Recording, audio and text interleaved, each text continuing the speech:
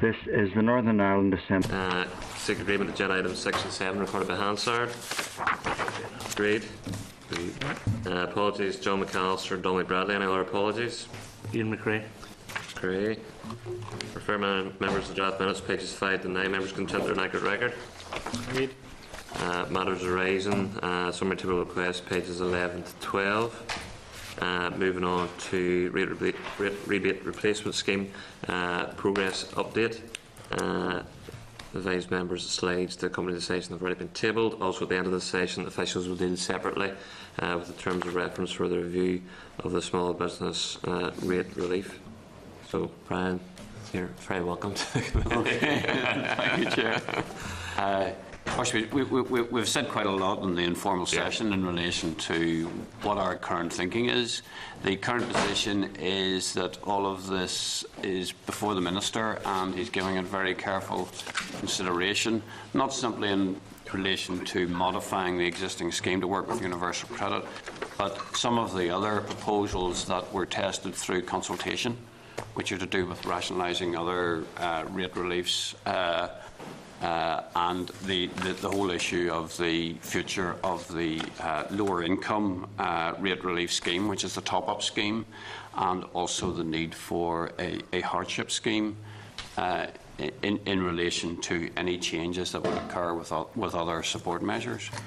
That's about it in terms of progress with the policy. It's with the Minister with the analysis, and he will make a decision shortly, I hope. And in terms of making a decision, of course, this will be a matter for the full executive to decide upon, because it's clearly quite cross-cutting and controversial. So the matter will have to be put to the executive in due course. I was just going to ask on that point, I mean, what further work is required? Is just a matter of... Well, we've now been through... We've now been through 2 public consultations within the last year. So we've consulted enough. We've undertaken all the research and analysis that we think are necessary to make informed decisions on it. So when do you expect it to be before the executive? Well, after the Minister, it depends what the Minister decides. If the Minister asks for more work to be done in a particular area, we'll go back and do it. But I would be hopeful that something would go to the executive within weeks. In terms of subordinate legislation, is there much of that required, and is there a timetable for it? In terms of the legislation, because we're moving rate rebate out of housing benefit legislation, we're going to have to move under the rates order, and we're going to have to remake all the regulations associated with that and attach it and make them as DFP regulations. Now, what we would hope to do is just track any changes that occur as housing benefit is phased out. But that, in terms of volume of regulations, it's quite extensive. I mean, Roisin, do you want to mention where we are with that? I mean, there are two main sets of regulations at the moment. There's one for working age and one for pension age housing benefit regulations, and we would have to really replicate those for DFP and just take out all things to do with rates. Obviously, things to do with rent wouldn't form part of the regulations, but those are the main sets, and they're very substantial. Quite a lot of work. Theoretically, if the executive were to agree this in April, say, how long would it take to do all of that work in terms of regulations and putting things in place? I mean, the scheme is planned for April 15, so we would hope to have the regulations, made by December, hopefully. So, in terms of presenting material for the scrutiny of this committee, it'll be within maybe 6 months' time or something. Yeah, that probably. So the other side of the summer recess. Yeah. In terms of the migration, we are working within DFP very closely with DSD and the Housing Executive to ensure a smooth migration of cases to Land and Property Services. We think the time to brief you on that is probably a few weeks away, and I'm not sure whether a slot has been already agreed for that, but I think it's too early to give a progress report on that, but that will be, I would have thought, within the next few weeks. Evidence will be given to this committee about the plans for migration, because I know it was something that came up at the last evidence session. I also mentioned the longer-term solution. We have started to look at this now within Rating Policy Division, DFP. We're starting to see how an easier scheme can be developed in the future, easier for both claimants and government to administer, and that work has begun. And we'll be advising the committee of progress on the longer-term solution there. Liza? Just, Brian, on the regulations, do you envisage simply one set of regulations to cover all the changes that are necessary? Or will it be a We series? anticipate there'll still be 2 sets of regulations because of working age and pension age, because there's differences. For the pension age ones are sometimes more generous, so we envisage we will be replicating what is already One there. set for each? One set for each. Okay. Okay, members, any other questions? Just before we conclude, Brian, do you want the committee to reach a position on this in terms of the models and the schemes, and if so, by when? Well, I suppose that the answer to that is as soon as possible. A view on what we're doing with, in terms of modifying the scheme, would be very helpful to us. I mean, nothing will go to the executive without a committee view on it. Yeah. So, in terms of, at the moment, it's the proposals are with the minister to consider, but before he does anything with it, he wants to hear from the committee. Okay, members. Moving on to the next item on the agenda. Yeah. The small business rate relief. Brian, do you want to give us a wee update on where we're at in terms of the papers before us this morning? Yep, I've sent you draft terms of reference that have that have been cleared through the minister, and also agreed with the Northern Ireland Centre for Economic Policy at the University of Ulster, and they're with the committee for comment. We're happy to take on board any comments from the committee. The work will begin shortly. I have a meeting scheduled for this Friday with Neil Gibson at the University of Ulster to decide respective roles in terms of taking this forward. The DFP has a sponsorship arrangement now with NICEP, or certainly that's almost concluded, so that will allow them to do some work for the department, and their first piece of work will be the evaluation of small business rate relief. We think it's very important that ratepayers can see an independence to this evaluation. And there will probably be a survey of business. There won't probably be a consultation with the business community on this. The reason it hasn't been able to start any sooner is because we have to see the emerging findings from the revaluation and what that is doing for small business. You will recall from the recent evidence session about 3 weeks ago, I think it was, that LPS are well advanced with their first pass valuations, and they have until, I think, the end of this month to complete their first pass valuations. From what I can gather, they're sort of halfway through the shops at the moment, but within another 2 or 3 weeks they should have those completed. Any views in terms of the funding of this going forward, Brian, for the longer term?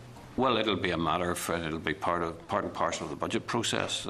There's a significant price tag associated with small business rate relief, and as you know, it was part funded by the large shops levy, and the executive has committed to finishing that when the revaluation takes effect, and it has a sunset clause within the legislation, so that does end. Mm-hmm.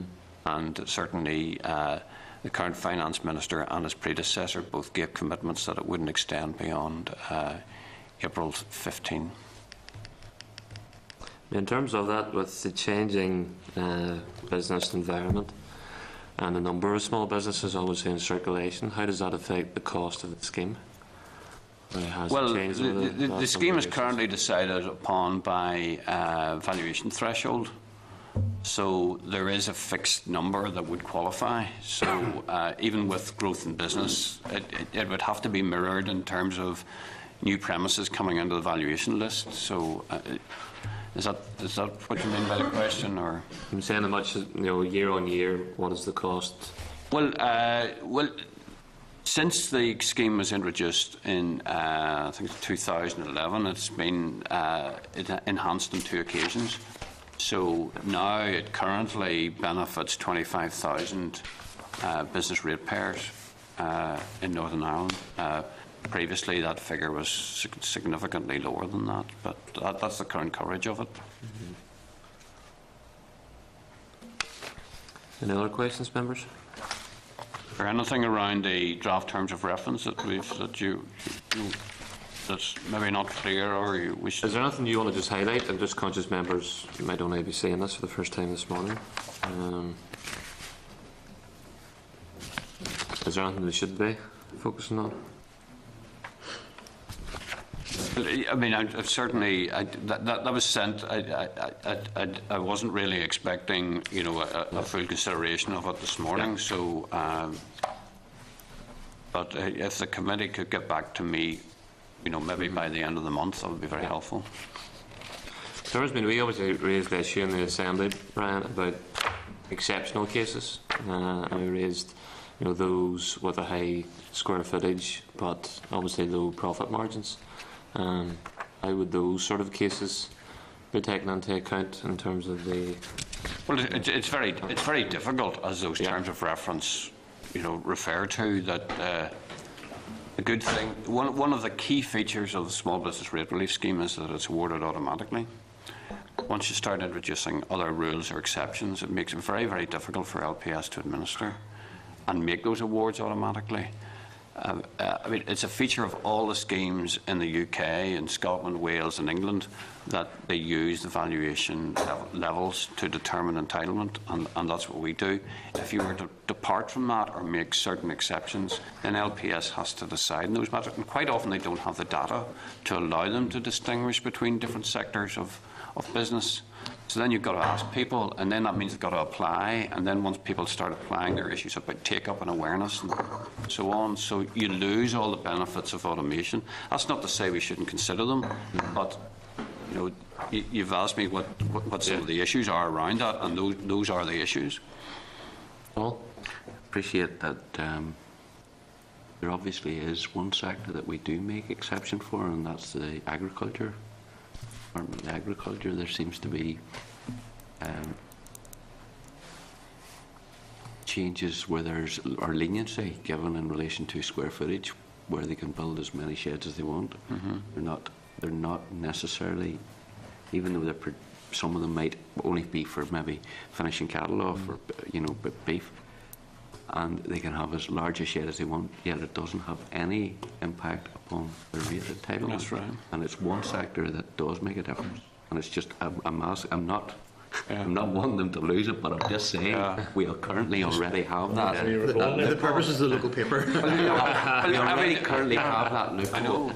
The last time I gave evidence to DFP committee and mentioned the potential for rating agricultural land and agricultural buildings, it was headlines in the newsletter and the Irish News the next day. So appreciate that, but I claim the fifth on that one. But I'm stating that we do have already made adjustments. Well, we have made them, or well, they've come from central, because probably they were central government. Yeah. Under direct rule, there was accommodations made to suit that, and land being one area, but buildings being another. And some of those buildings could be quite profitable, and I'm thinking of certain. It's a fully devolved matter. Yeah. This is something we could decide to do something different here if we wanted to, if there was a political will to do so. I think so. But I'm saying we have. The fact of the matter is that we have accommodations for certain businesses where they do receive special Yeah. categories and special allowances. But agricultural buildings and agricultural land, they don't even feature in the valuation list. The information is not even gathered, No. and hasn't been since I think the 1920s, the 1930s. Agree with So I'm starting to You're get a twitchy.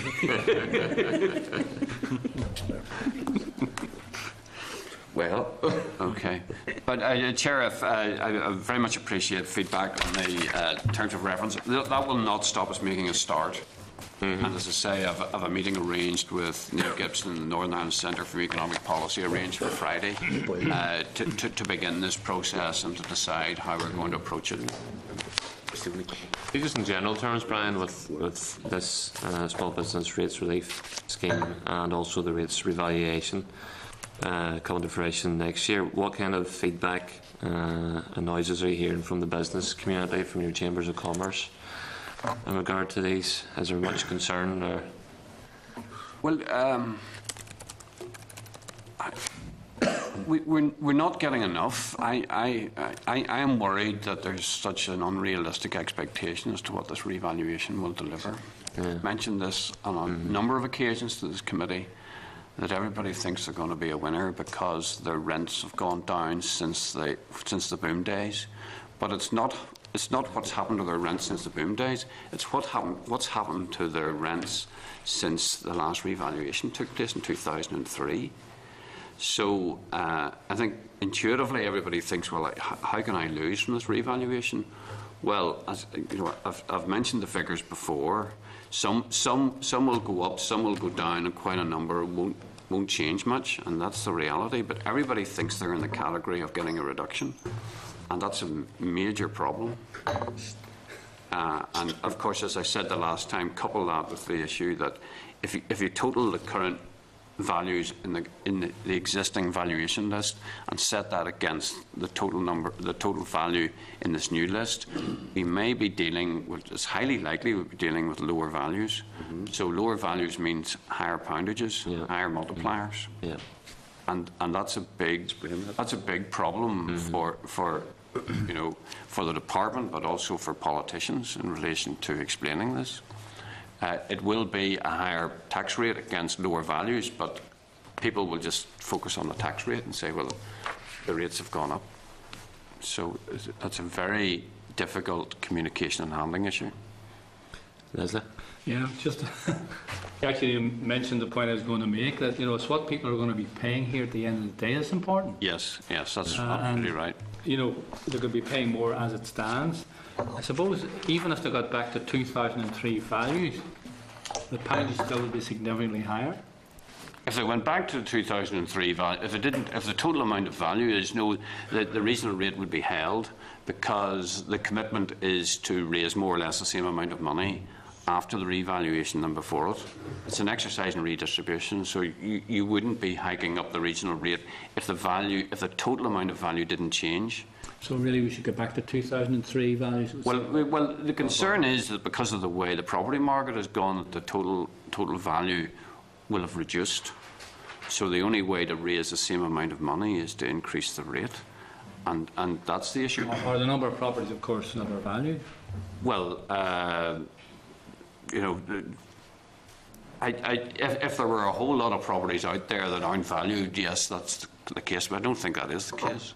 Well, there might be in Paul's case there, where a lot of buildings and redundant farm buildings are now in use as businesses. Yeah. Don't know if you're making that call then? That's what Paul I think would like to see sorted out too. Yeah. Well, there's been an encouragement for farm diversification. Oh yeah.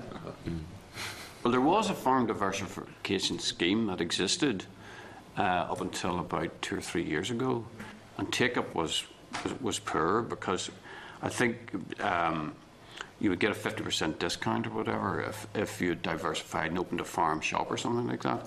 But I think maybe it was easier for people not to declare it than to look for a discount. That was a big issue as well. Yeah, That's exactly it. yeah.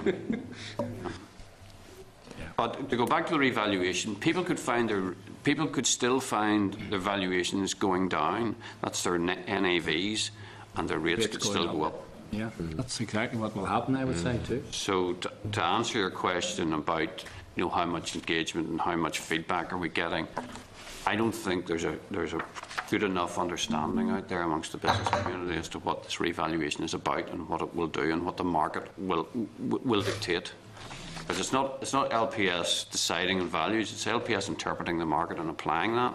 Yep.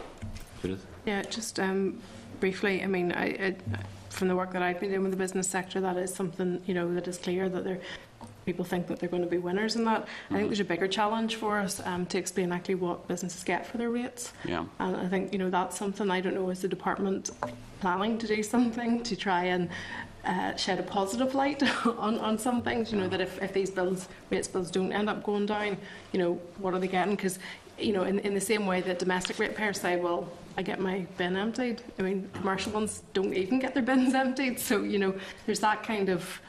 Well, the LPS produced a very good leaflet, explanatory leaflet, goes out with every rate bill. And, up at the front of that, it explains exactly what rates contribute towards. Yeah.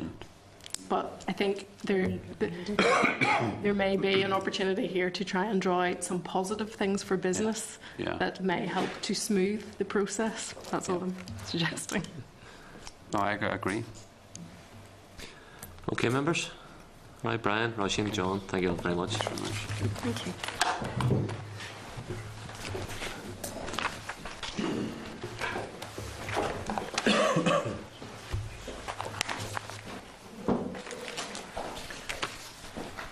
Okay, members, moving on to the next briefing from Land and Property Services. Can I refer members to the DFP briefing paper at pages end of 13 of your table papers.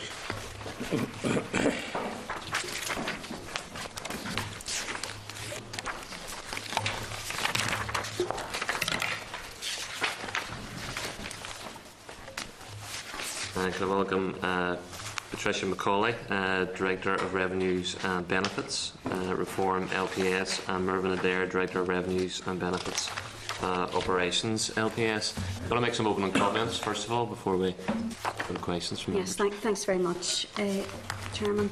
If you don't mind, Mervyn and I both say a few words and then we'll go ahead. First of all, I suppose, just to go back and look at the context of this, the Minister announced, I think it was on the 2nd of December in a statement to the Assembly, that a strategic assessment of rate collection and recovery would be carried out. The context around that was really the challenges that LPS has faced since its inception, including the economic climate in the last few years. However, despite this, cash collection has continued to increase. Debt has stabilised, and unlike in GB, LPS has had to manage and implement over 40 reforms to the rating system, in contrast to GB, where there have been very few changes to council tax since it was introduced in 1990. The other big issue, of course, is that looking forward, there are very significant challenges coming down the road, some of them in 2015. Brian has already been talking, for example, about rate rebate and the non-domestic revaluation. There's also the impact of the review of public administration. And to be honest, those are only the big things that we know about. There could be other things in the pipeline that we don't know about. We have got to be prepared for that. There's no doubt about that. And really, that was one of the main reasons why we needed to do the review or the assessment, because we do need to understand whether we are actually ready to meet those sorts of challenges. The objectives of the review are set out in paragraph 4 of the paper, and they were basically to carry out an appraisal of LPS's rating performance, provide an assessment of the effectiveness of our current processes, and then carry out an appraisal of how recommendations will impact on LPS strategy and readiness for the changes ahead.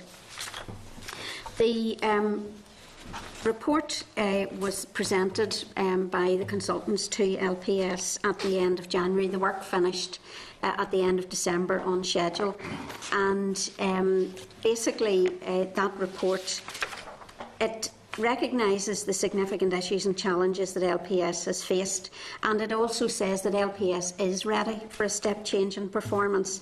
It says LPS has the capacity not just to be good but to be excellent. And quite honestly, I think we'll have to be if we're actually going to meet all of those challenges. The findings confirmed that we have been doing the right things in terms of the improvements that we've put in place, and we are moving in the right direction, but we need to do more.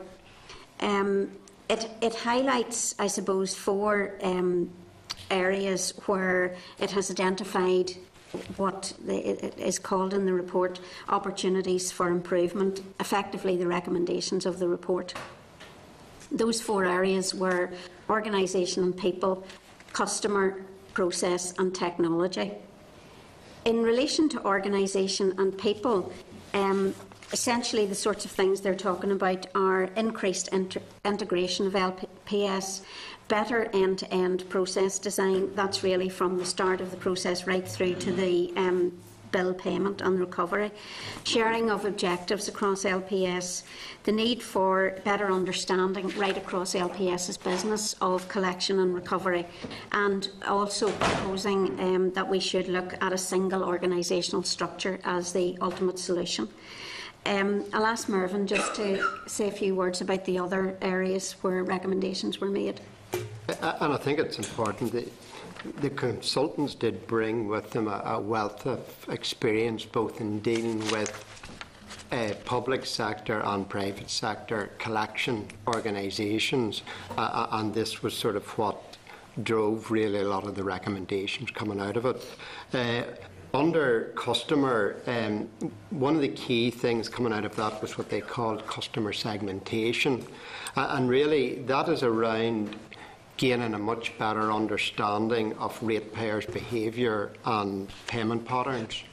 And I suppose in many respects not adopting a one-size-fits-all approach to ratepayers, and sort of, for example, that you treat a ratepayer who constantly defaults on a payment arrangement differently to someone who has got a good payment history and maybe misses one payment. So it's very much about developing approaches and strategies to deal with different types of ratepayer. And I suppose also trying to understand more around can't pays and won't pays, and obviously developing different approaches, to those 2 different types of ratepayer. Another thing that they raised under this section was around trying to increase penetration on direct debit.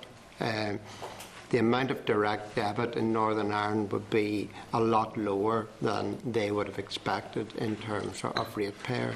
And obviously we have this difficulty because we do get the 4% discount for the lump sum payment, which some people could argue would discourage direct debit, so there's a bit of a dilemma there. On the processes, I suppose the key thing coming out in that was around trying to further automate processes.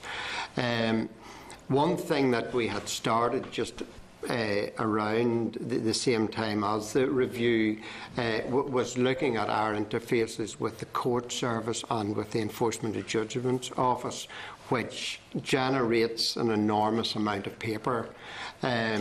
And part of this, we are developing an electronic interface with the court service and EJO, where a lot of the information will now flow across systems and will create sort of a much more efficient flow of paper.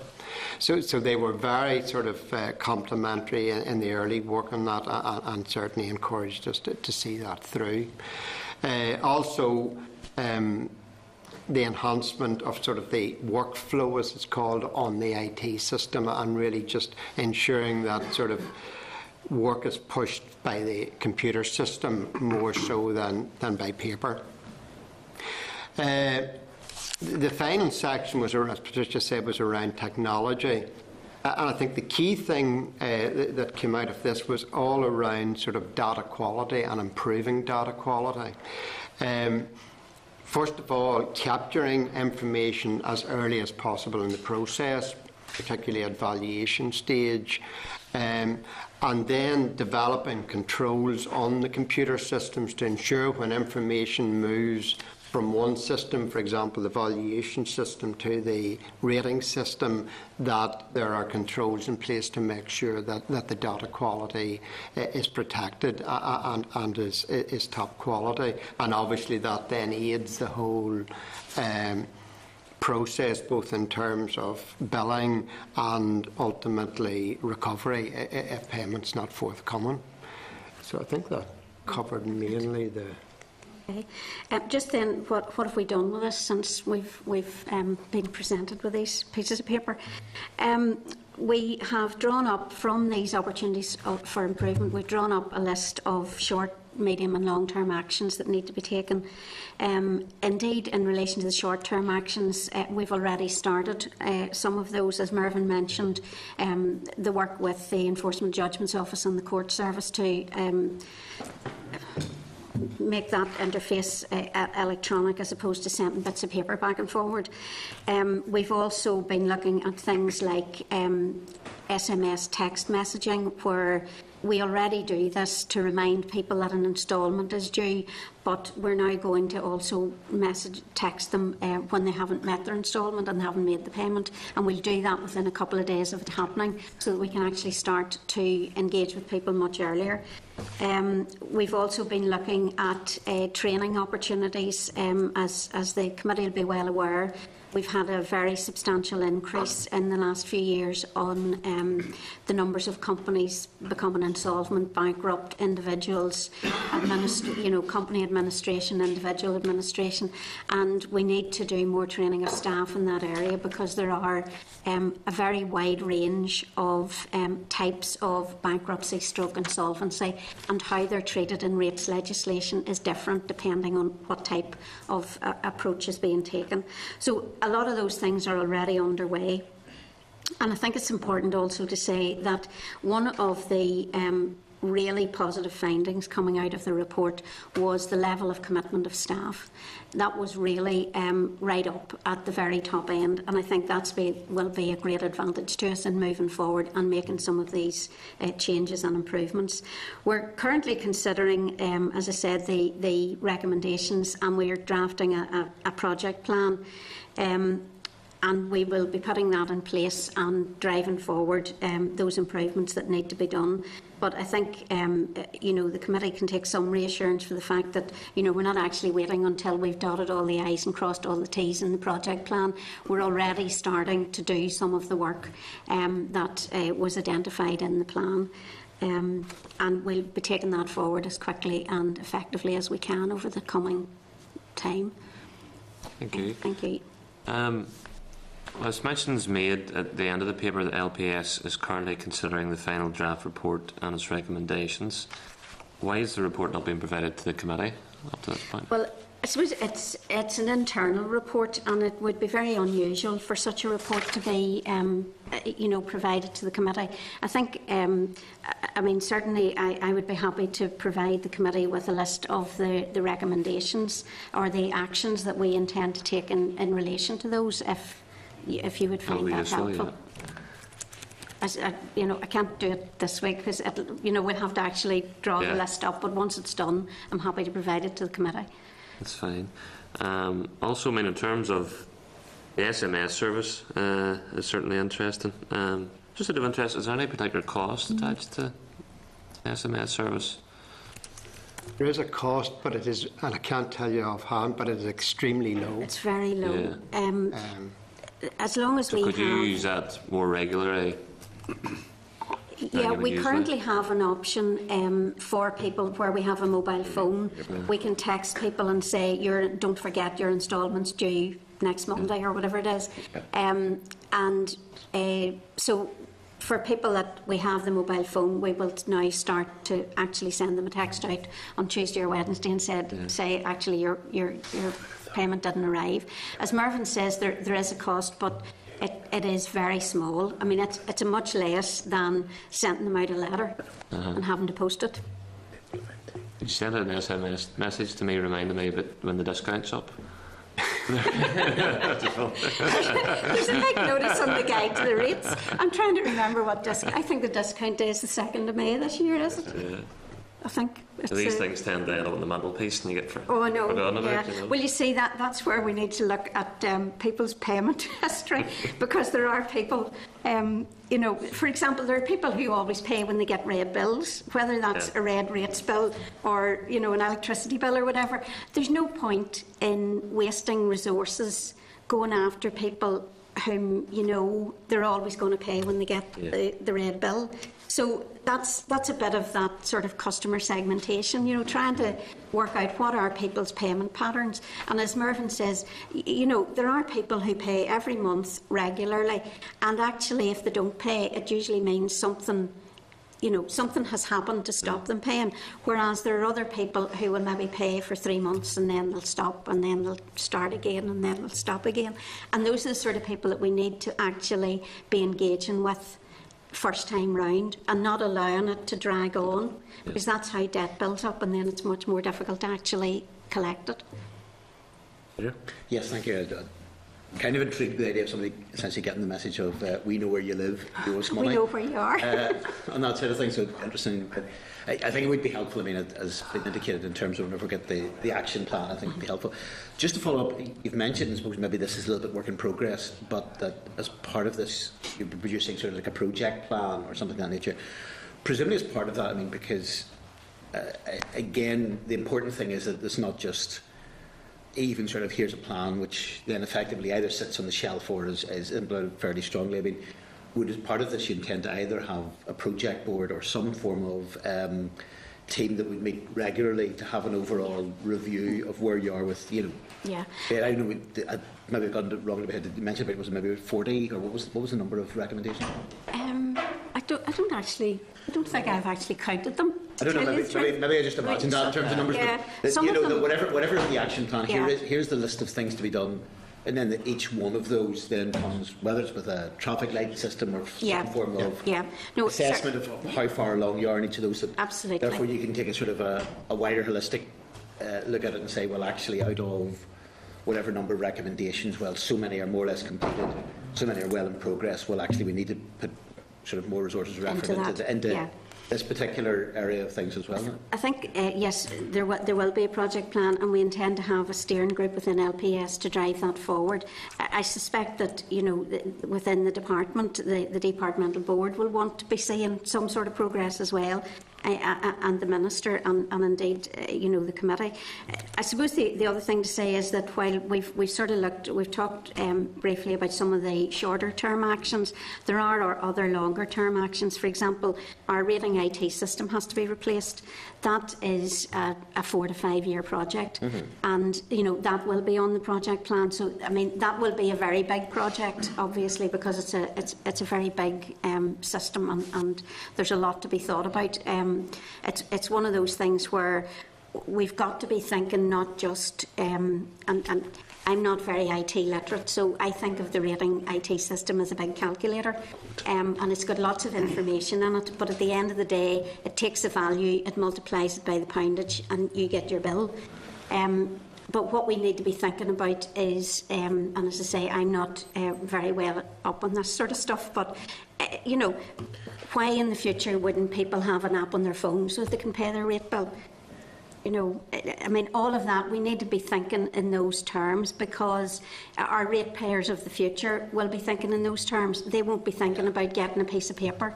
They'll want to be able to access their rate account online. They'll want to be able to pay it in the same way as we pay our phone bills today. So all of that will have to be considered in the context, in the longer term context, but it will be part of the overall plan. And obviously as part of any action plan, by definition, in terms of the list of items, there will be certain things that are by necessity going to be long term that will take quite a long period of time. There are others where you can get sort of the more low-hanging sort of fruit that you'll be able to do quickly. And I suppose that in part comes down to the approach that seems to be being taken, as you say, in terms of, well, even before we have a project plan, here are a few items that can be commenced sort of and try to start to tick those boxes before they do that.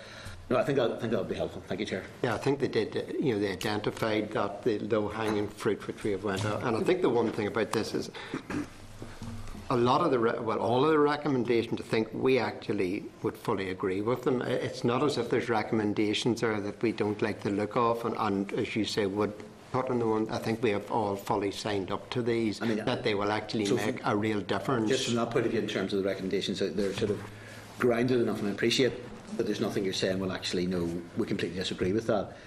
And obviously some of them more challenging than others. I mean, you think, therefore, that all the recommendations are practical in the sense that they are things that can be done. Some will take longer, probably more difficult in that regard, but they're all stuff that I think you'd be able to at least potentially can deliver on. Yeah. Okay. Paul? Thank you very much. Appreciate that there's quite a bit of work to be done here, and in relation to current collections and the process of going down the route of enforcement, and appreciate that LPS seem to be one of the people who go fairly quickly down the route of the enforcement approach, and also probably down the bankruptcy end as well for maybe some of the larger bills that are owed. And appreciate that there's some people who build up a crew over a number of years, and it can be quite a sizable amount of money. Go down the bankruptcy route. How do you find that you perform against the costs of the court action and the enforcement in recovery of standing, and also those who did take down the bankruptcy route? They actually, under the current rules of insolvency and bankruptcy, they have protection against paying rates for the following year. They don't pay any rates for the following year under the current insolvency rules. And I'm just wondering, have you ever considered that there might be other approaches? Because I appreciate that in England, and we don't have the same powers of bailiffs and such like to recover value of goods the way it would be dealt with in England. Has there been any approaches made to actually try and streamline the process where there will be more of a recovery as opposed to a judgment? I suppose the first point I think I would make is that before we would go down the route of bankruptcy, the ratepayer is given a number of opportunities to actually come to an arrangement. It is not a case of even when we get the decree in court that we go, yes, we start off on that route, but the ratepayer will be given every opportunity to try and come to an arrangement. And really, it is only when that ratepayer doesn't pay or make any effort to pay that we finally will actually go down that route.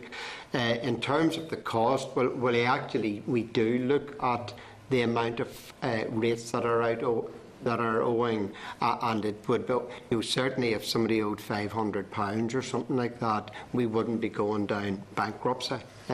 So we do very much look at the amount that's outstanding, and in terms of and the reality is, I think you also asked, do we get money back? And I suppose the answer is yes, sometimes we do. It very much is based on the assets of the company or the ratepayer concerned. What I want to ascertain is, does the value that you recover far exceed the cost of pursuing? That's a point. As long as it's, there has to be that judgment made, because sometimes you're actually going down the route of enforcing a judgment, you have no hope of ever getting anything out of. So what you're really doing is you're just heaping more coals onto the head of the person, whoever that might be, whether some of them willfully are not going to pay, but there are others who, due to circumstances, it's beyond their control, this is what they've ended up in, a total mess, and you're just adding insult to injury. And some occasions that's what's happening. Yeah, no, I appreciate that. I think one of the other points that's important is that the majority of bankruptcy and insolvency cases that we are engaged in are actually initiated by some other party. And what happens is that, there's whoever it is, a supplier could be owed money or whatever, and they will take a bankruptcy or an insolvency case against somebody, and then a notification goes out, and then we join that action. So there's quite a significant proportion of bankruptcies and liquidations or whatever that we're involved in, that the initiation action has been taken by somebody else. So we will get a notification that such and such a company has gone into administration, or there's a bankruptcy petition has been lodged against it. Some are ones where we have actually taken the decision and said, look, there's no point in pursuing this any further. We're not going to get anywhere. We're also conscious that there's a lot of rate debt out there. If a significant amount of that rate debt, and it is sitting in companies which are on the going bankrupt, there's really not much point in us carrying that debt for years on our books. So we need to do something about it. Last year, 60% of the total amount of debt that we wrote off was due to bankruptcy and insolvency and liquidation. And yes, as Mervyn says, we do get some back, but there isn't any point in carrying that debt forever, because the reality is the chances of you getting something back are really very, very slim. I mean, in some cases you might get 10p in the pound. You might be offered 2p in the pound. Some other cases you might be offered 40. It depends very much on what the receiver or the administrator or whoever he is, when he looks at the books, what he says is there. In terms of the Enforcement of Judgment Office, when we pass a case to them, they make an assessment of the individual's income and or the company's income and outgoings and so on, and they have the power to take, to do things like seize assets or put on orders charging land, for example, so that if, within the next 12 years, if the property sold, then that money would be recovered from the sale of the property.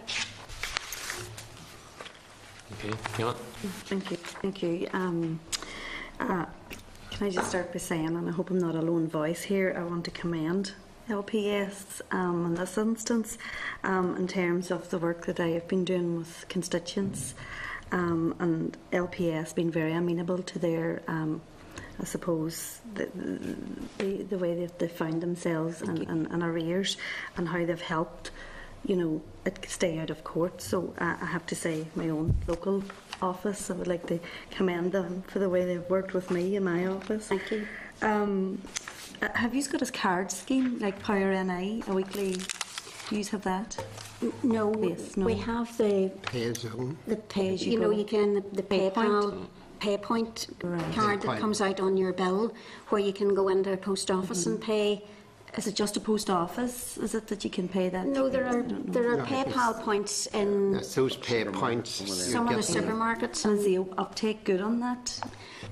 It's reason, yeah. There'd be more direct debit than there would be not. I haven't said earlier that direct debit could improve, but it's a mixed bag. It very much is down to individuals. Yeah. I suppose the difference between it and the direct debit, obviously, is the direct debit will come out every month. This, you have to make the decision to actually go and pay. But there will be quite a significant number of people who do. For some people on low incomes who get paid weekly, that may well be. Yes, it might well be a good option. But certainly we do have quite a number who use that. Yeah, okay. And forgive me if this was a question for Brian earlier, if you can answer this. We saw the Spotlight programme last night on tenancy fraud. See on rate fraud in terms of private landlords. I mean, I know cases where a number of private landlords who the tenant was getting a rate rebate and paid directly to the landlord, and the landlord subsequently not paying his rates. Is there any what work are you doing with the other statutory organisations or around that and trying to grasp that, and is that a mass problem out there? Because I am aware of a number of instances, that.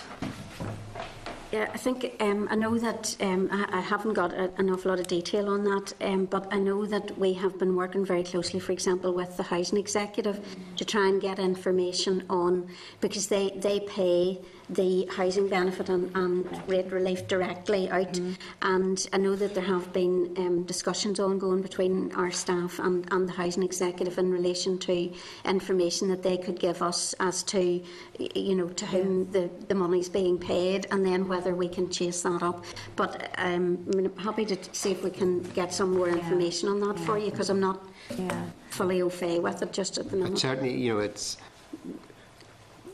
I'm aware of the odd one with the housing benefit. You know, but there certainly have been cases, you know, where, as you say, tenants felt they were paying the rates to the landlord. But in those instances, then we fall into rating legislation, and it's all down to the value of the property. And whilst we fully sympathise with, you know, potentially people who have paid the landlord, once we get to the situation where the rates are outstanding, we have to follow the legislation, and it then becomes a matter between the tenant and the landlord in terms of potentially recovering the money that, you know, whether it was paid or not. And I think where there's evidence, you know, where there's evidence of actually a rate rebate having been paid to a landlord and then them not passing it over,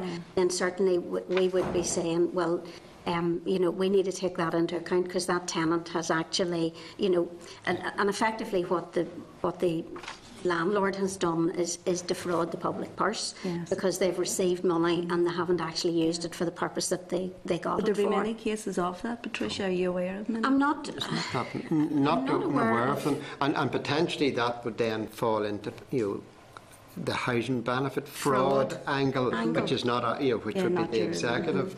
As I say, in the instances of the housing benefit being paid, it's a lot easier for us to deal with that rate account than actually the ones, as I described earlier, where there's no housing benefit and it's just a commercial arrangement between the tenant and the landlord with no housing benefit involved. And certainly recently, you know, I have been aware of cases like that where we have where people would appear to have been caught, you know.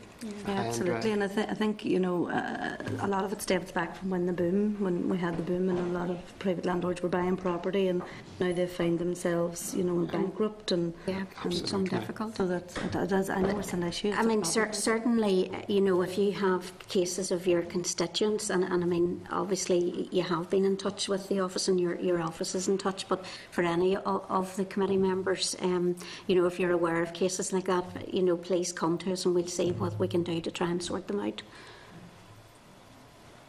Okay, Leslie? Chair, I just want to go back to the question that Paul raised with you there about bankruptcy and how you handle it. You did say that a lot of the cases you're becoming joined in, you know, are initiated somewhere else, and I understand that. But is it part of your strategy, in fact, that somewhere down the line of trying to get the recovery of these monies, that there is a stage where you actually, before you certainly can't write it off, you have to take it to the bankruptcy court? Is that part of the policy? Well, it's not necessary to bankrupt somebody in order to write off a debt. I mean, there are a number of reasons why a debt could be written off. You know, for example, for small amounts of debt, it simply may not be economic to collect it. You know, if you've got lots of small amounts. There are also other cases where, you know, where we have information, where, for example, a person is on housing benefit or you know, rate relief, and so their income has been assessed, and it's very clear that they don't have sufficient income to pay, then, you know, that's a case where we would consider write-off. We would also consider write-off, you know, in cases where we have information that the individual is not paying, is not able to pay any of their bills or very few of their bills. So, you know, that sort of thing would come into consideration. But there are cases where, as I was explaining earlier, we have large amounts of debt. We have no possibility of actually getting that debt, and the only way to really pursue it to its conclusion is to take someone to the bankruptcy court. The other thing is that, and it's a bit like the way bailiffs are used in GB. Sometimes the threat of bankruptcy, and we have had cases where the threat of bankruptcy has actually resulted in the entire amount of money suddenly being found and being paid.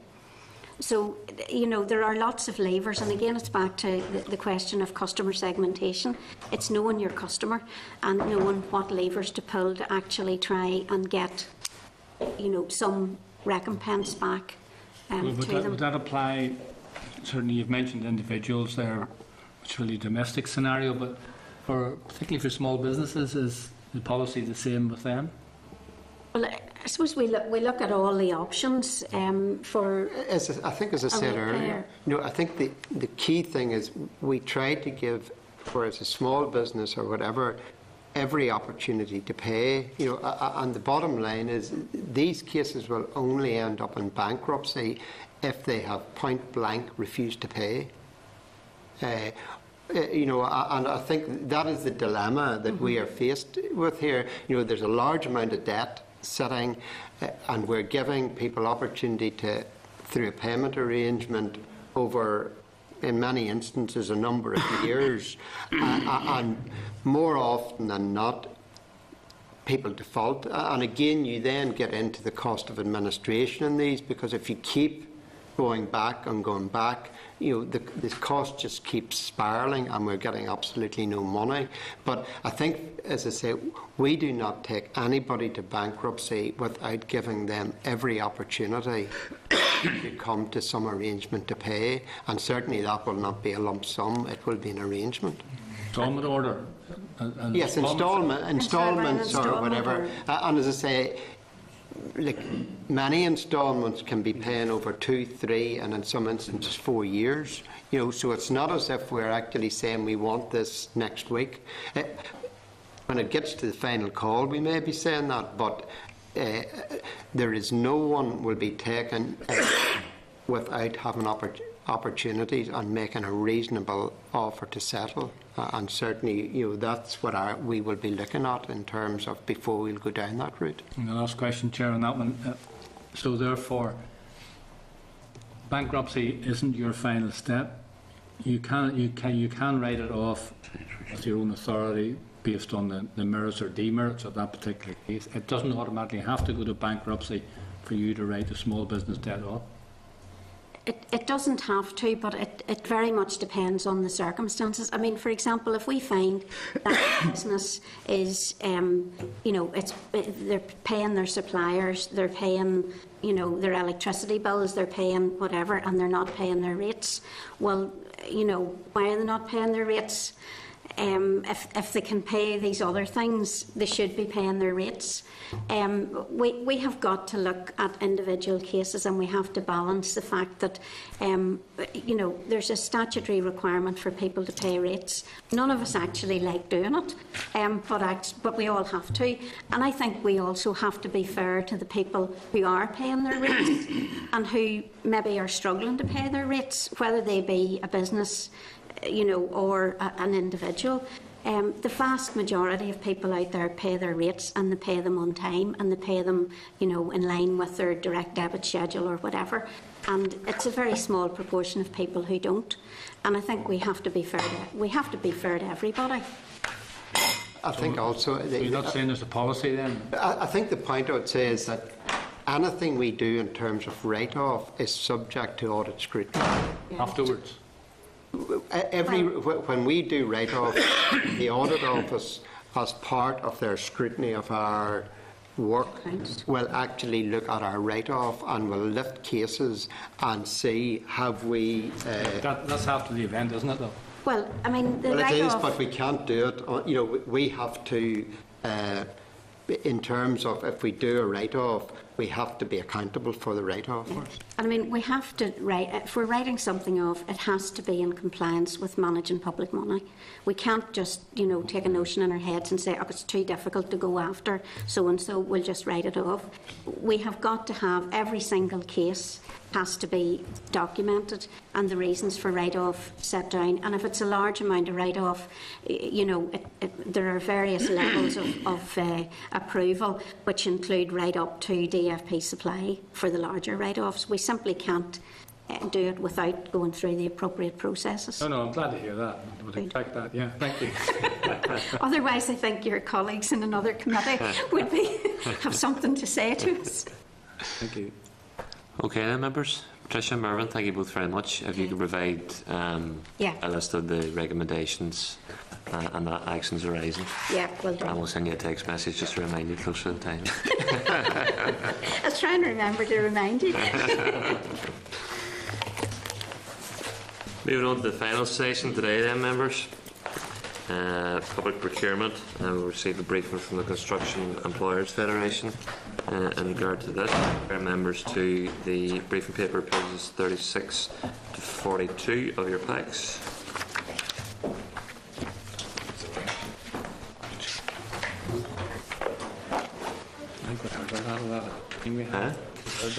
Most of that at the meeting. I think it's built on it a bit, isn't it? Just a second.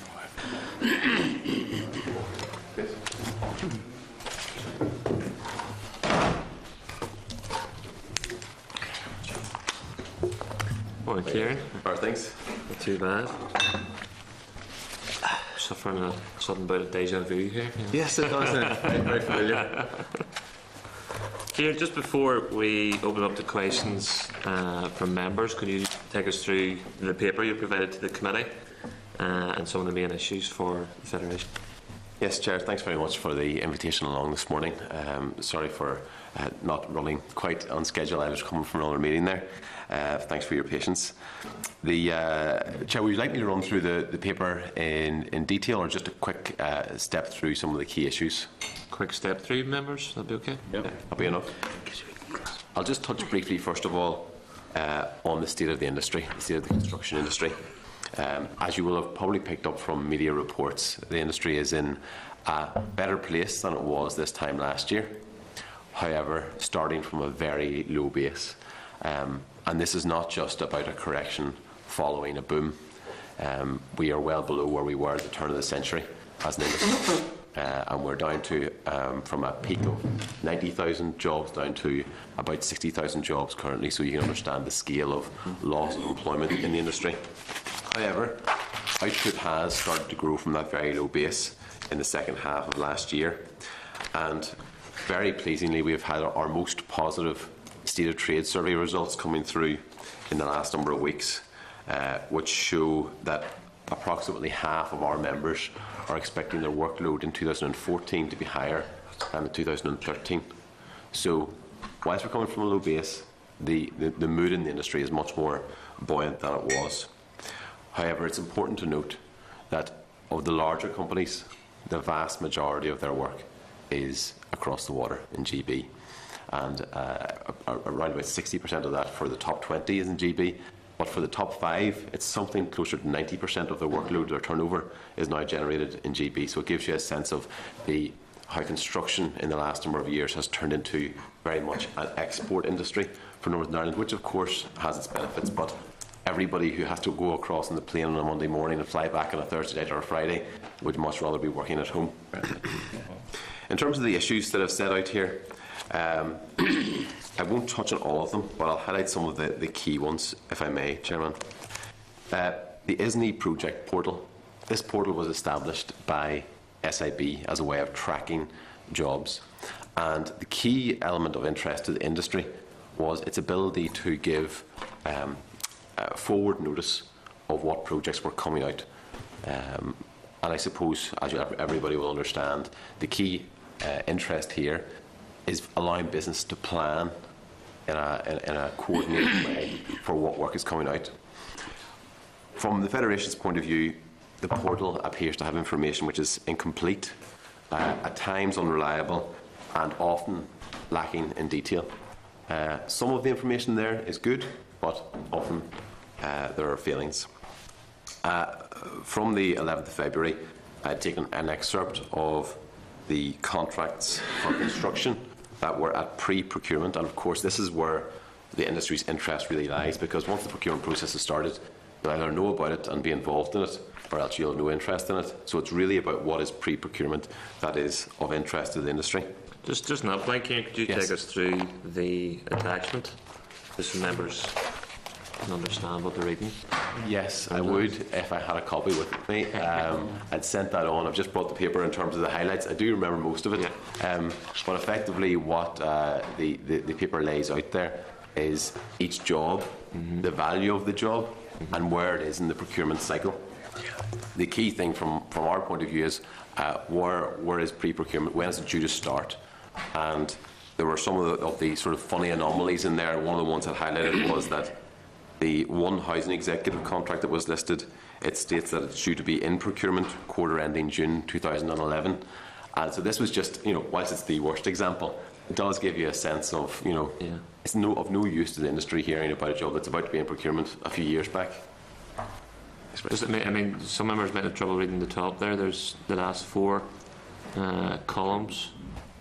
Yes, that's probably just because They it's are the important ones, aren't they? I came across in an Excel file, and just that point as we expanded a bit, it says yes, date in procurement, date the procurement concluded, and construction delivery completed. They're the 4 columns. Of course, it's useful for the public to see when construction is starting, and maybe a job, for example, a school that you'd be interested in, seeing when it's starting and when it's due to complete. But from the construction industry's point of view, it's the procurement, it's those first columns which are of particular interest. And of course, the date that should be in for each of these is the date when it's due to be in procurement. That's the information that gives the construction industry an idea of when to expect and when to prepare your business to bid for that work. So really, I suppose that the key issue there is good information for the industry to prepare in advance. We don't care much for how that's provided. If it's not through the portal, that's fine. And we as an industry have not sat back and relied on the portal and just complained about the portal failing to provide information. What we have done is tried to build good relationships with each public sector client and obtain information on each individual client's forward programme directly and through different liaisons we have. So we have been able to amass a reasonable understanding of what's coming out, and we will communicate that to our members, and we do that regularly. Legal challenges, just a quick touch on that one, to say that often the industry has been accused of frustrating deal flow due to legal challenges. Our view is very clearly that the clients have a responsibility to reduce the likelihood of legal challenge by getting things right. The most important thing in our view in terms of getting it right is engagement with the industry in advance. And interestingly, I've just come from a meeting this morning where we were engaging with a client for that very reason, because they want to ensure that they have a smooth procurement that results in the contracts being awarded, not in 100 clarifications followed by legal challenges whenever something goes wrong. Good payment practice, a very important issue for the industry from top to bottom, but often I think it's looked at in a very narrow sense, and we've encouraged the committee to look at it in its wider sense, and that means looking at the payments from client to main contractor, and then of course main contractor to those in the supply chain. And the request we've put in the paper is that we would ask that not only is payment from the client to the main contractor monitored from the point an invoice is approved, but from the point that payment was due. And it's about when the work was done and the contractor put forward that work for approval. How long that process of approval is taking is often the biggest delay in main contractors getting their money. And of course that makes it more difficult for those main contractors in terms of ensuring they meet their requirements throughout the supply chain. In terms of supply chain payments, CEF has a very clear line in this. We believe no main contractor should be gaining a competitive advantage by slow payment. And it is a benefit by a contractor to hold on to money for 120 days. Of course it is. But we believe that there should be a level playing field. We sat down a number of years ago and agreed with the government construction clients a process that we thought was robust, and we still think is robust, in terms of improving the payment practices within the industry and ensuring that all of those good payers are not tarnished with this brush of the industry does not pay well from main contractor to the supply chain. The process there is for the public sector client, the project manager, to monitor monthly payments made and to get a report on a monthly basis, and then to spot check that monthly report to ensure that what is reported is actually happening, so that main contractors are making the payments they've stated to their subcontractors. We have asked on numerous occasions for a report showing what those spot checks have thrown up. Because surely if payments in the industry are as bad as often we would be led to believe, these spot checks would have thrown up at least a number of examples where there were problems in terms of payments being slow. But as of yet, from the client bodies, we haven't received any detailed reports showing what the spot checks have shown.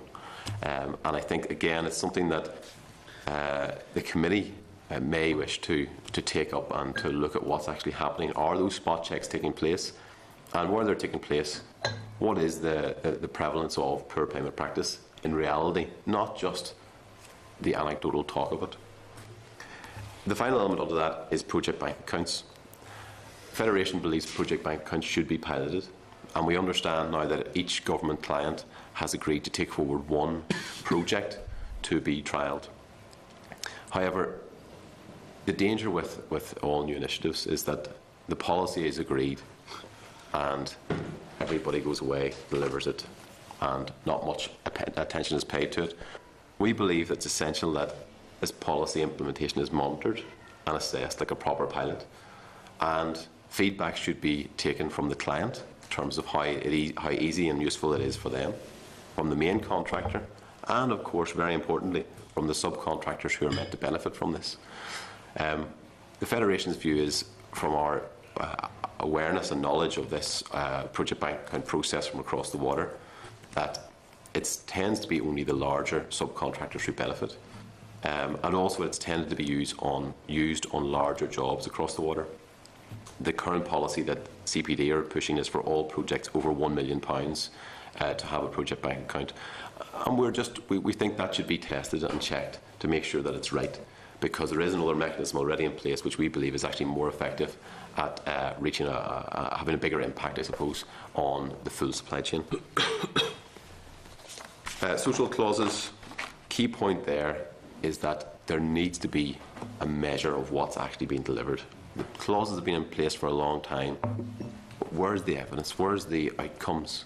And we again have asked for reports from clients in terms of apprenticeships that have been maintained, people who have gone through the Steps to Work programme and have benefited from that work experience. There have as well been difficulties in a practical sense in some of the delivery of these social clauses from the contracting side. For example, apprenticeships on a roads job. Well, the contractor says, I'm very happy to take on apprentices, I need some civil engineering apprentices, but I can't get them. There's no provision. So very practical obstacles to meeting some of these requirements. Equally on the Steps to Work programme, as I have told a number of MLAs on previous occasions, the programme itself makes sense, but the practical application of it can often be difficult. Contractor will engage with the local training provider who will provide a number of names for interview. Often those people who are down to be interviewed, only a selection of them will turn up. And of those who are interviewed, again, a number are appointed. Of those appointed to take forward the work experience opportunity, often not all of them will turn up. This creates great difficulty for the contractor in meeting his requirements. And perhaps it comes down to something as simple as a construction site in the middle of winter, whenever the rain's lashing down, is not the most attractive place to be for somebody who's never been on a construction site before, particularly. And it's not, I mean, you can understand why somebody might wake up in the morning and maybe turn up for their first day and realise after they come home soaked and that this isn't the most attractive career for them. Now, there are plenty of very attractive careers in construction, but it's a cultural change perhaps for people. And we believe there needs to be more work done to ensure there's support in place to help contractors meet those obligations and make sure they're real and tangible.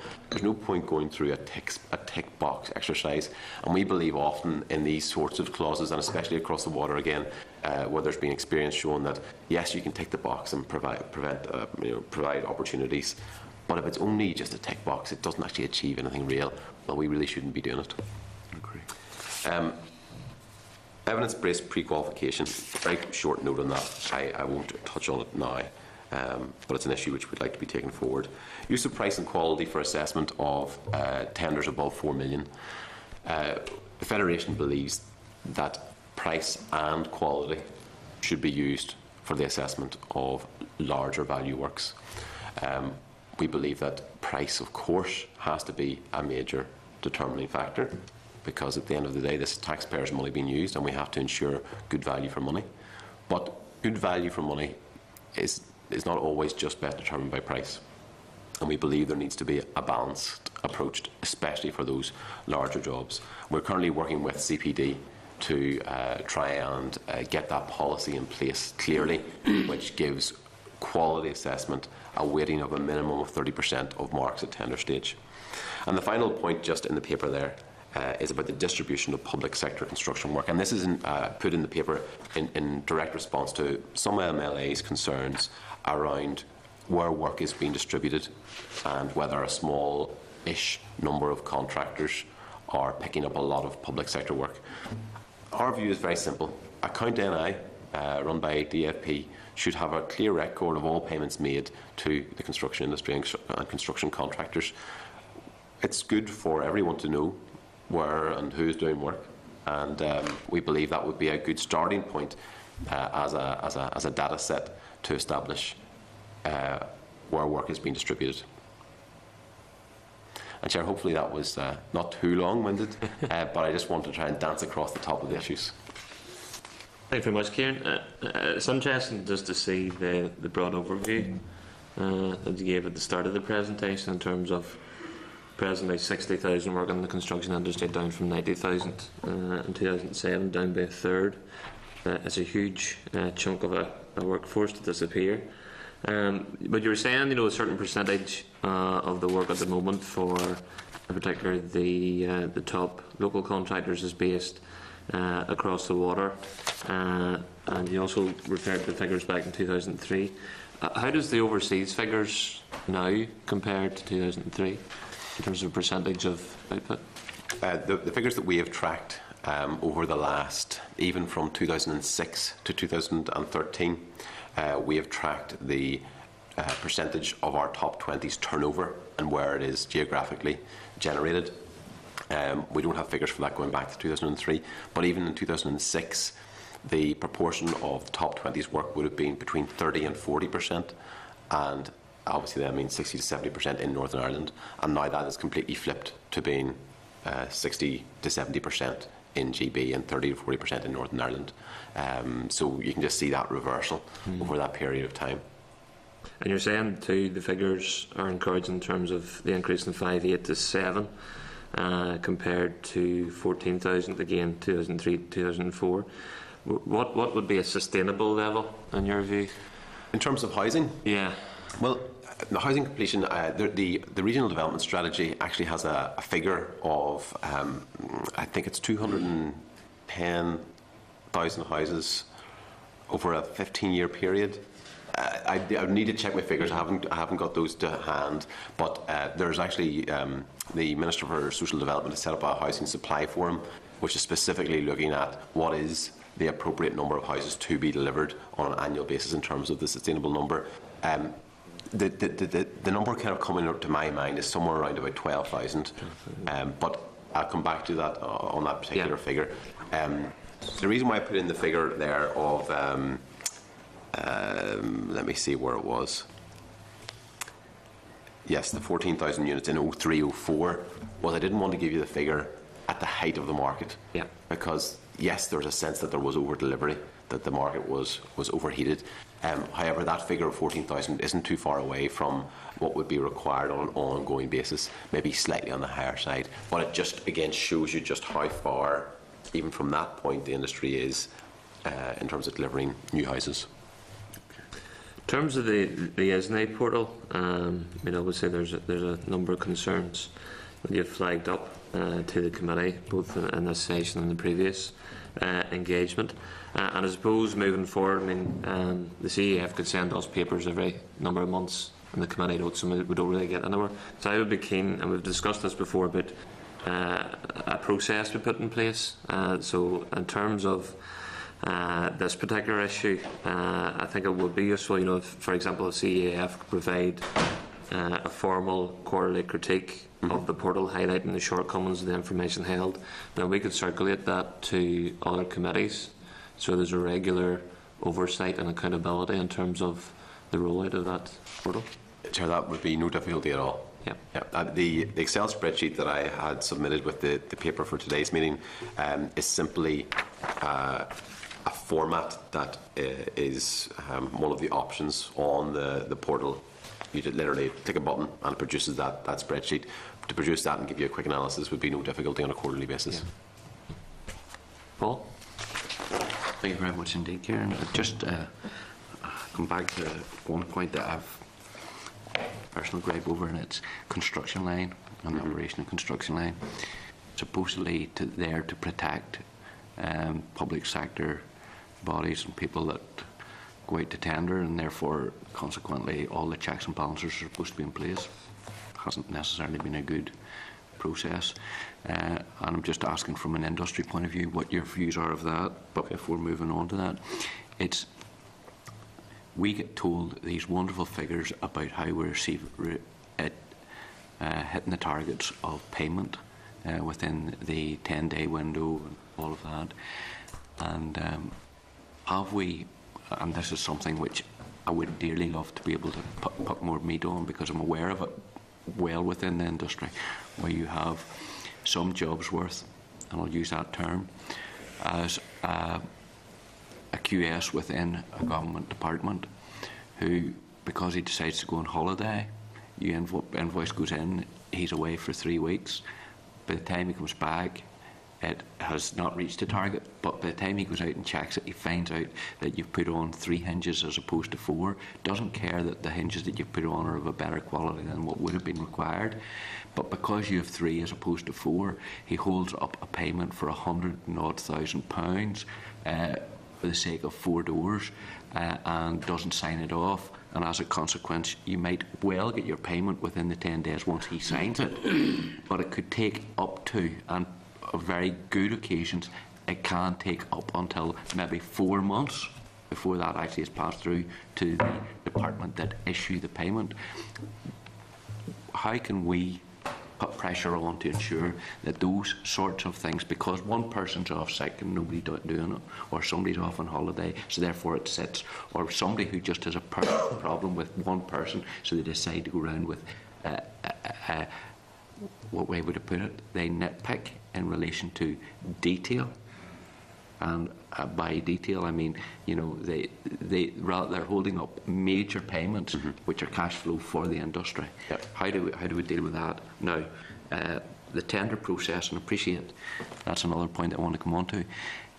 Because of the tender process, we've been very successful in achieving some of our local people getting work in England to keep the industry going effectively. But with £1.5 billion worth of spend, capital projects within the 2014-15 year from the Northern Ireland Executive, and how do we ensure that they get a fair crack of the whip? Now, being a Eurosceptic, I would be probably one of the people who would say you write in a local clause in it, but by writing in a local clause you might exclude yourself from the opportunity to gain that opportunity to do other projects on the rest of GB. Just how do we overcome that to ensure that we get a fair crack of the whip? And I gather, maybe you can clarify, are you happy with the outworkings of project bank accounts in England, or what does the industry feedback give you on that? Is this necessarily the right route to go? Sure, well, I'll start from number one, being construction line.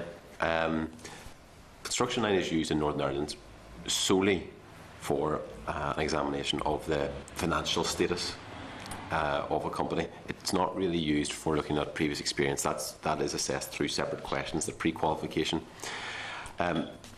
Really, the industry looked at this issue a number of years back and realised that you either assess using financial accounts, in which case you as a contractor must on a regular basis submit 3 sets of accounts, and then each client will pour through those accounts and make an assessment based on those, whether you're financially sound or not. Paper refuses now. And often what we were finding was that clients would put very restrictive requirements in place. For example, a job of £1 million, you'd have to demonstrate a £3 million turnover in your accounts over the last 3 years, an average of.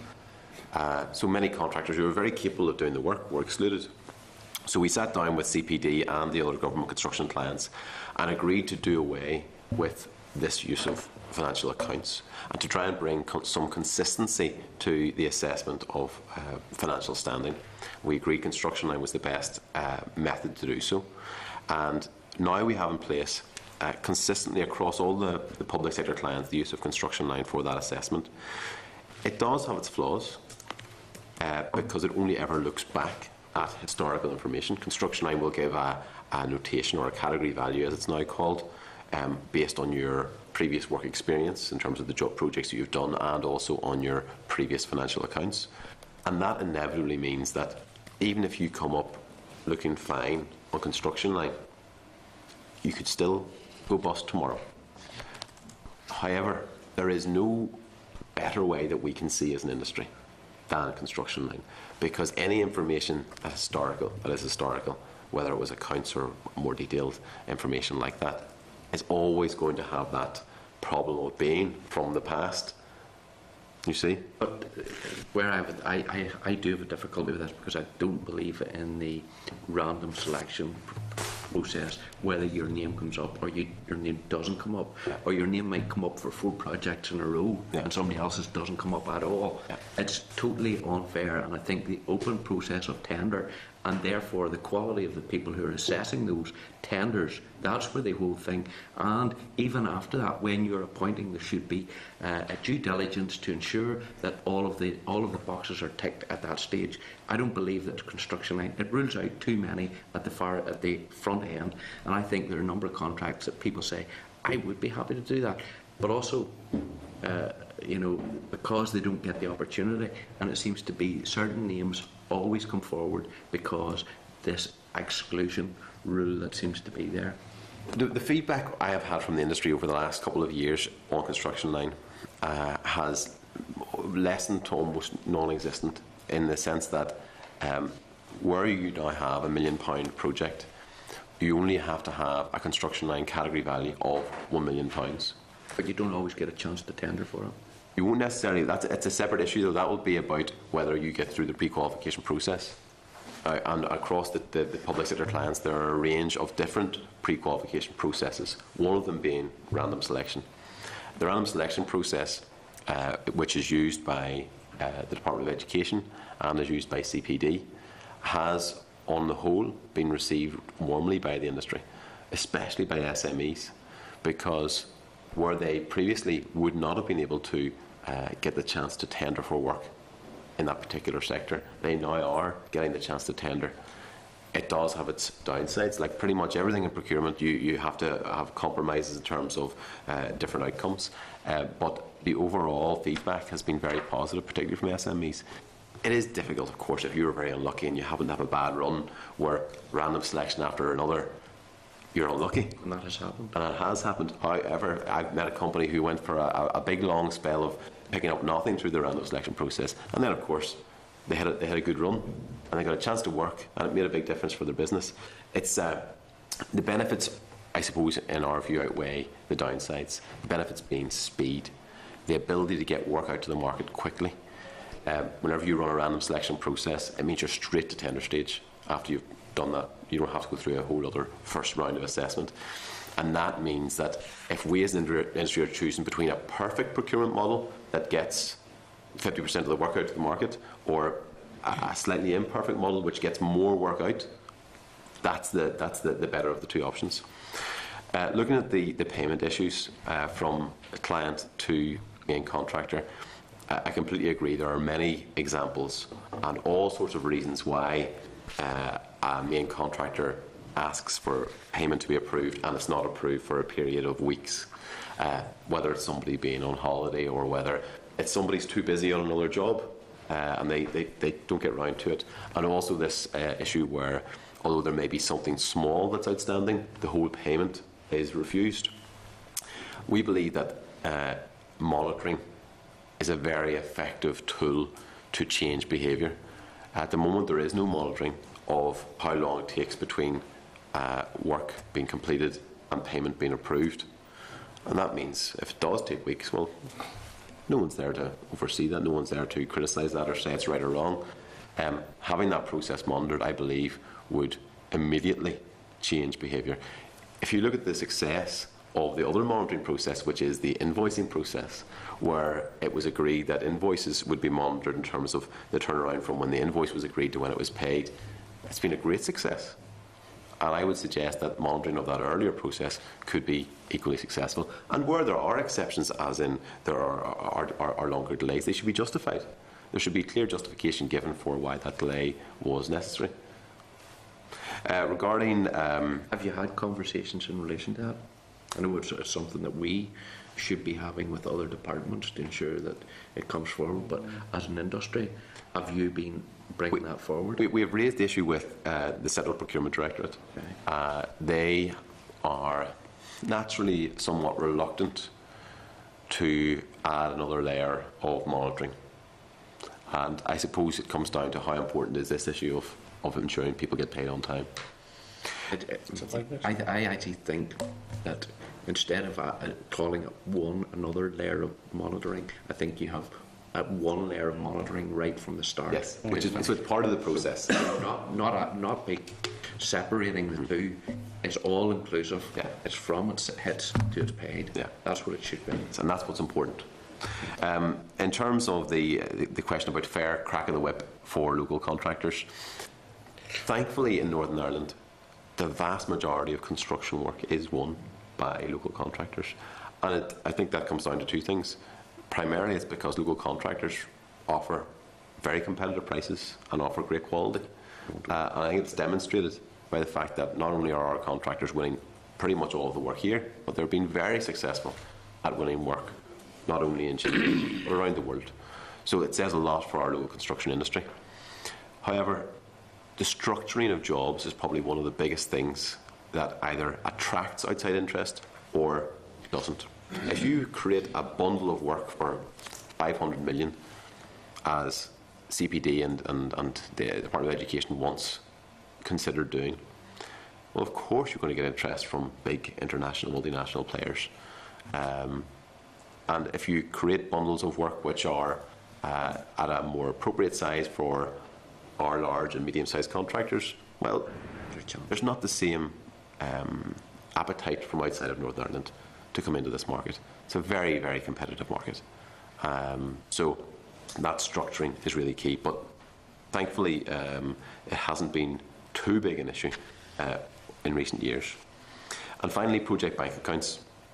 The feedback we've had on project bank accounts, the experience across the water is mixed. There isn't, let's say, a universal glowing endorsement of project bank accounts as something that will deliver and be very efficient in doing so. And that's why I suppose we're somewhat tentative. Certainly, talking to some of the major contractors across the water, the feedback is that they are administratively cumbersome and don't necessarily deliver the outcomes that were originally intended in terms of the widespread supply chain benefiting. There also seems to be a sense that on large jobs where you have a contractor who's clearly effectively more of a management contractor and has a lot of backroom staff, it's easier to administer. Whereas you're talking about a £1.2 million contract, which has been carried out by a local small to medium-sized contractor, well, it's an extra burden that contractor perhaps isn't in the best place to manage. And I put it in the context of, we're not, the Federation in no way is against project bank accounts, but we believe that they should be piloted and rigorously assessed before any decision is taken to just make them part and parcel of policy. That's the long and short of it. Thank you. Okay, Leslie? Yes, thanks very much, Kieran. It was also taken with the good payment bit. You know, we've touched on that fairly well. The difficulty is that there may well be a process or a culture developed now that when invoices come in, they do whatever tours or sit wherever they sit, and it may well be that there's no good reason why they should not be paid. We, I guess, have been misled really there, because we look at, oh yes, so many invoices are paid within the days, but we don't know how long it's been kicking around. So that's been helpful, and obviously we can hopefully improve that situation.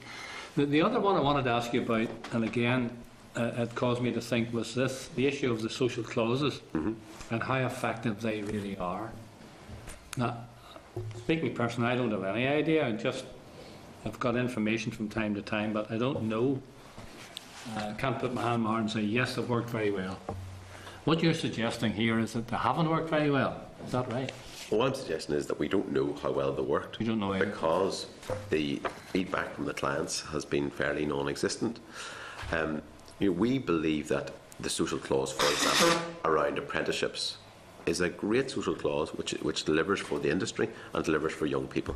That 5% of employees of a company working for the public sector effectively must be apprentices.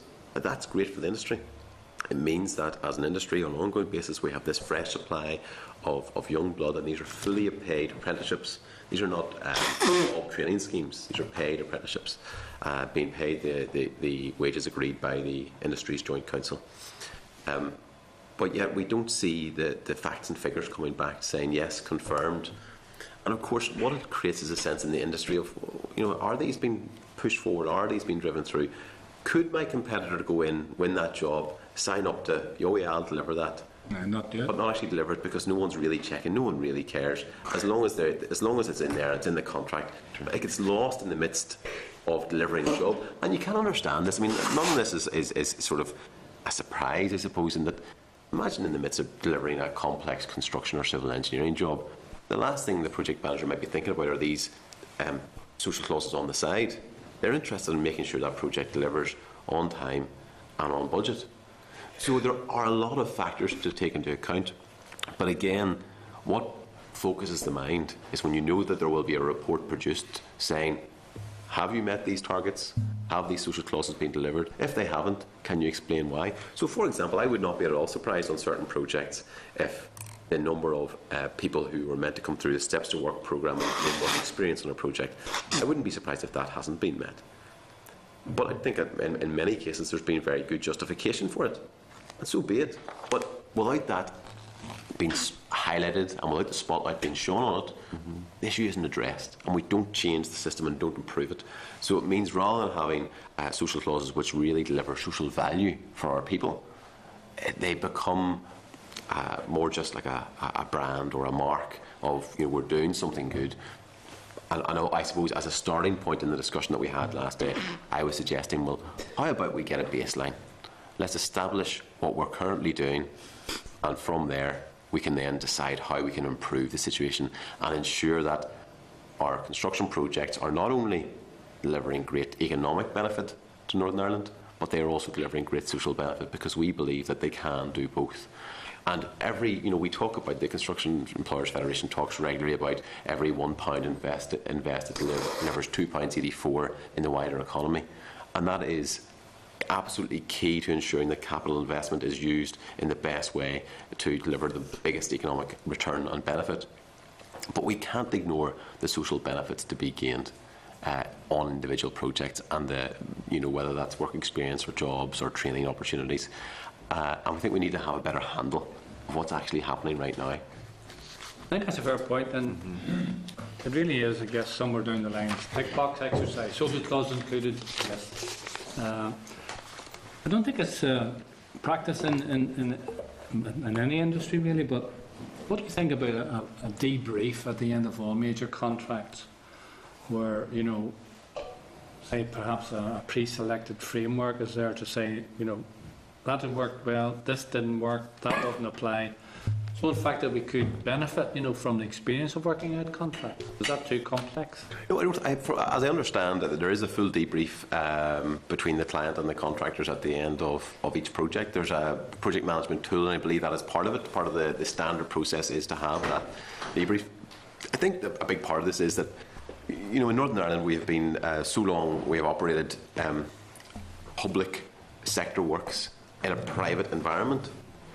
And it's just a change of mindset that these are big public jobs, and where there are issues, they should be issues for the public discussion and discourse, and the lessons learned to be shared more widely rather than behind closed doors. I think that's the only change, really. Thanks. Thanks, Chair. I think just following on to Leslie's point about the social clauses, I think everybody has a different definition of what a social clause is. Yes. That's part of the problem. I think perhaps there's a perception as well that there's those within the construction industry who see it as a perception of contractors who see it as a burden as opposed to anything else. Yep. So I think it is useful to look. It would be useful to look into that area a bit further in terms of not only having social clauses in place and then government stepping back and saying our job's done. If there's no social value or social outcomes from that, then clearly there's a problem. So if there's something from the industry that we could receive back in terms of what would work for them, but would also produce the social outcome and social value the government is looking for, and certainly that's something we should look at further. In terms, Kieran, of the assessment of tenders above 4 million, you're stating that there's work ongoing with CBD to resolve that particular issue. Is that something that's going to be resolved shortly?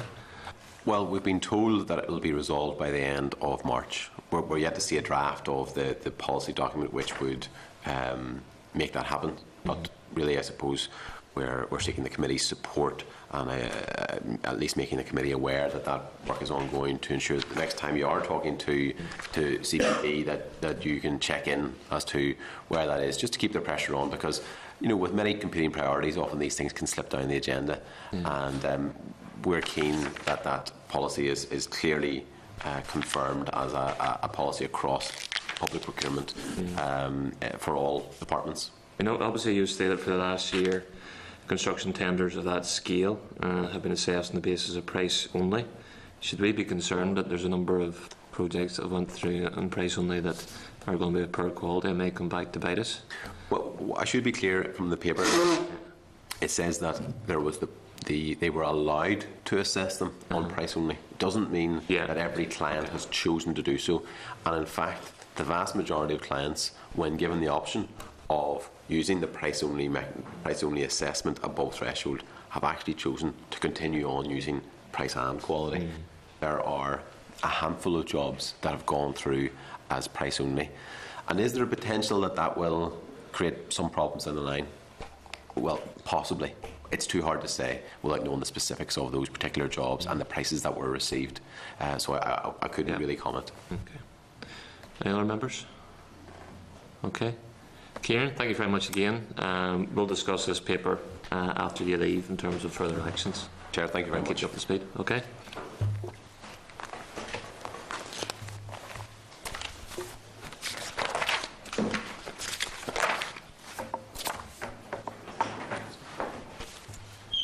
Okay, members, in terms of the next steps in regard to this, can I seek agreement to the following actions?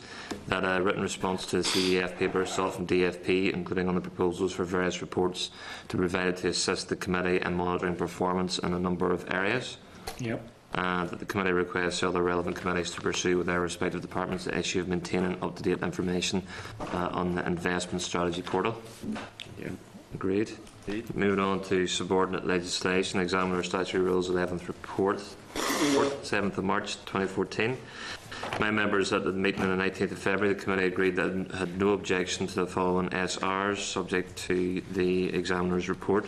the energy performance of buildings certificate and inspection amendments regulation NI 2014 and the building amendment regulations NI 2014. I can refer members to the 11th report at pages 44 to 49. Advise members the examiners cites these two statutory rules on the grounds that they breached the 21-day rule, but notes that this was due to the European Commission adopting accelerated procedures so as to apply to the European Court of Justice for the imposition of penalties if transposition was not completed by February 2014.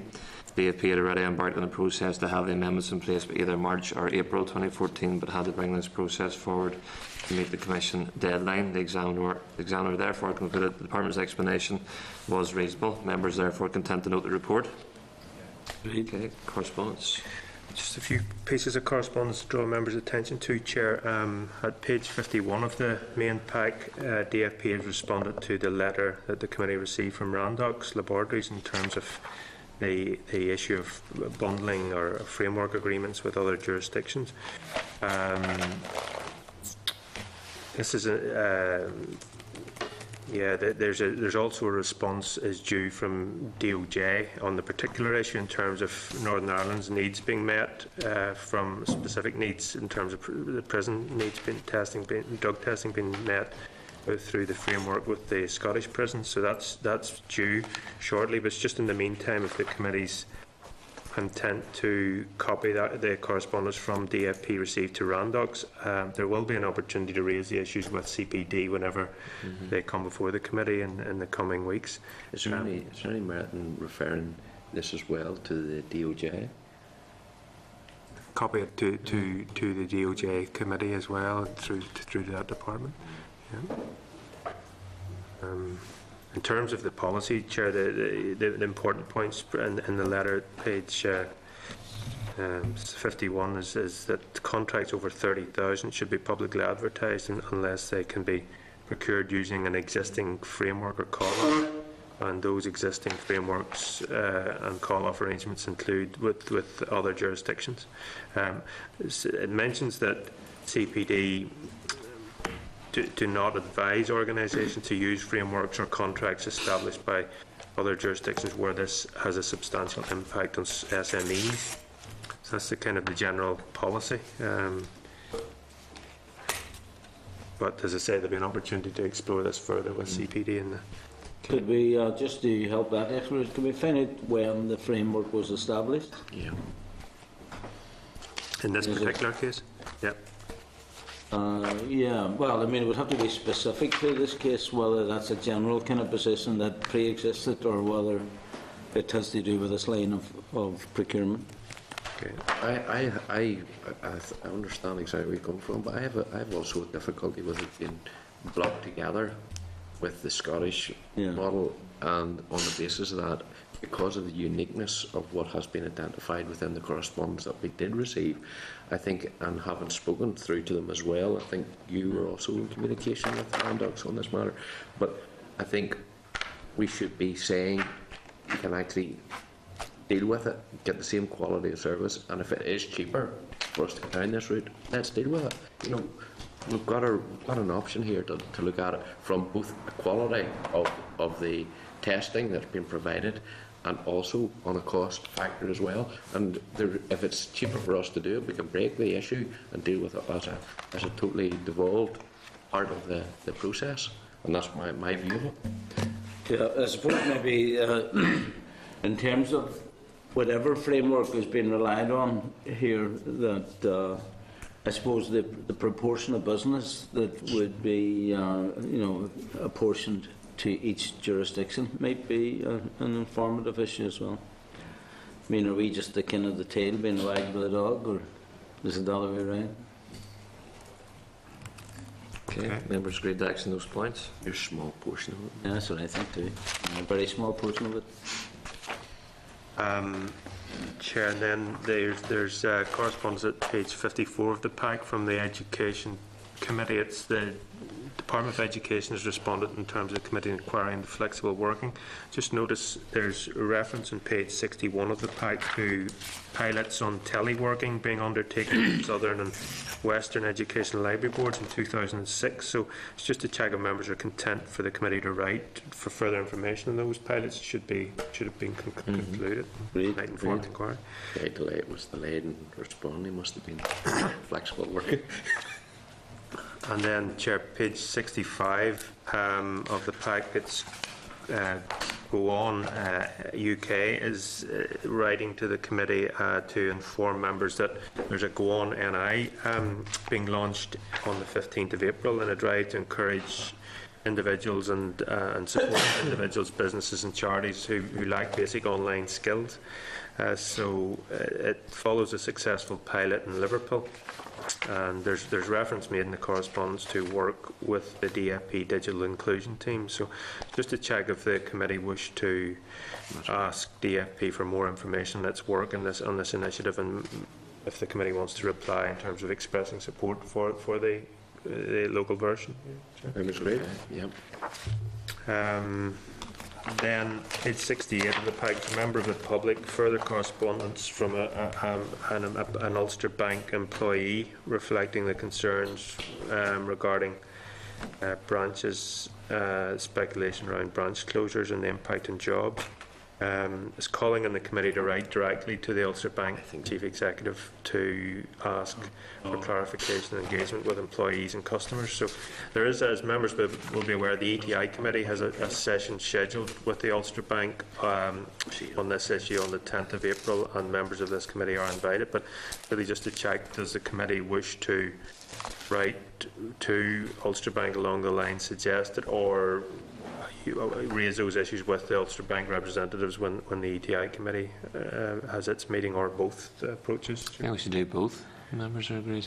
You see, just in terms of the ETI meeting, Shane, is there going to be representatives there from the Irish Bank Officials Association as well? It's a separate session, but I think it's on the same day. Okay. Yeah, although you can predict how they will respond to personnel issues, you know, and they're not going to get into the details. So what this lad is looking for will be dealt with just in generic terms, I would imagine, you know, both the ABOS as well as the committee members. They'll not discuss their plans, timetables or impacts, you know, but they've told us in broad policy terms there's going to be less branches and there's going to be less jobs.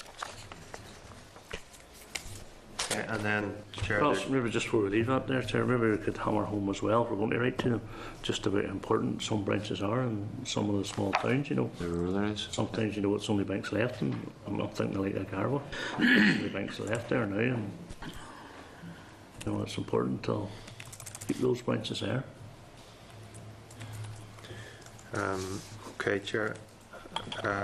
And then just finally, there's a piece of correspondence in table papers at page 15 from the Financial Ombudsman Service. Again, it relates to a different case relating to Ulster Bank, where this committee received correspondence from a gentleman who had taken a case, his solicitors, and he had taken a case to the Financial Ombudsman Service against the Ulster Bank, and the committee agreed to write in general terms to the Financial Ombudsman Service to find out more about their processes and timescales.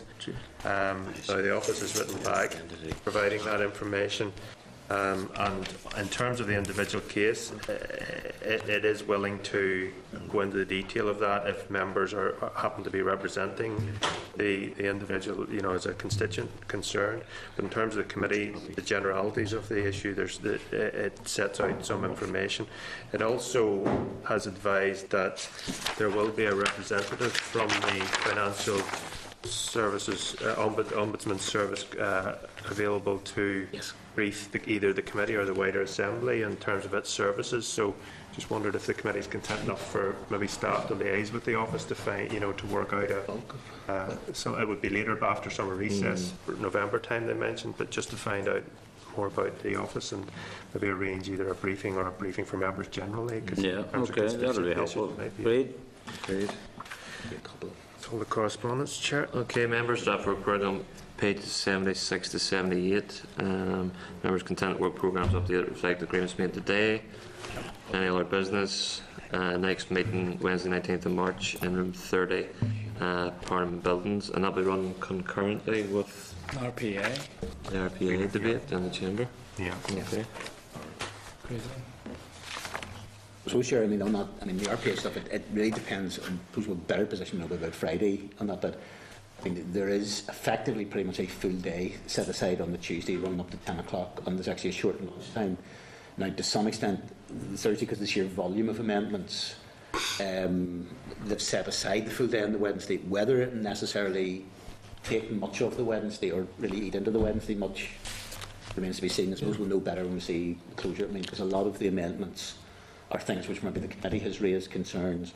Departments respond to that by agreeing an amendment. So there's a lot of the stuff I think there's the bulk of the stuff so far that's been submitted to amendments shouldn't be overly controversial on that side of things. Is there a way in which we could anticipate, say, demands on the quorum and the attendance of members of particular parts of the debate on Wednesday in terms of our approach to the committee meeting?